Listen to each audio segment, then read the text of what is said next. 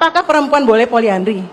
Apakah hanya laki-laki yang menuntut bahwa kenikmatan seksual, kesehatan, keturunan, itu kan juga keinginan perempuan. Jadi ketika laki-laki yang tidak bisa memenuhi persyaratan-persyaratan yang dikehendaki dalam Pergub 2 tahun 2025, apakah lalu juga perempuan bisa poliandri? Kan nggak ada yang memikirkan mengenai kepentingan seksualitas dari seorang kaum perempuan gitu ya. Bang Egy ditanggapi dulu, tanggapi dulu.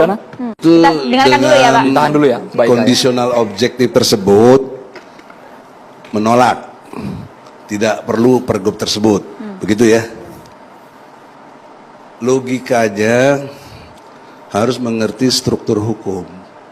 Jadi kita nggak usah jauh-jauh sama undang-undang dasar, kita udah hukum positif. Hukum positif terkait perkawinan ada Undang-Undang Nomor 1 Tahun 74 tentang perkawinan. Itu yang menjadi acuan kita. Bukan TAP MPR, bukan Undang-Undang dasar, itu kejauhan.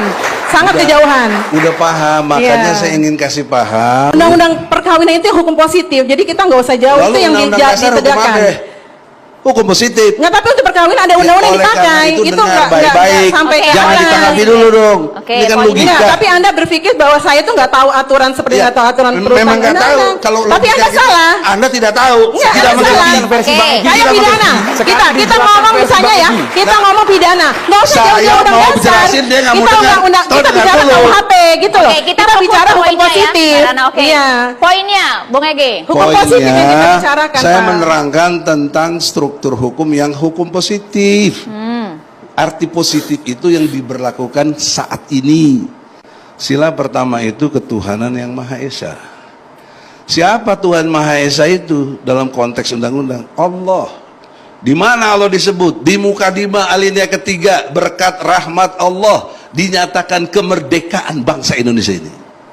Maka karena ketuhanan yang Maha Esa sebagai dasar negara Republik Indonesia, pasal 29 ayat 1 jungto pasal ayat 2-nya dari 29 ayat 1 dan ayat 2, kemudian diterangkan lagi di pasal 5 ayat 1, terangkan lagi di pasal 20 dan 21 UUD 45 bahwa yang dimaksud Tuhan Maha Esa itu adalah Allah, dan Allah itu punya hukum namanya hukum Islam.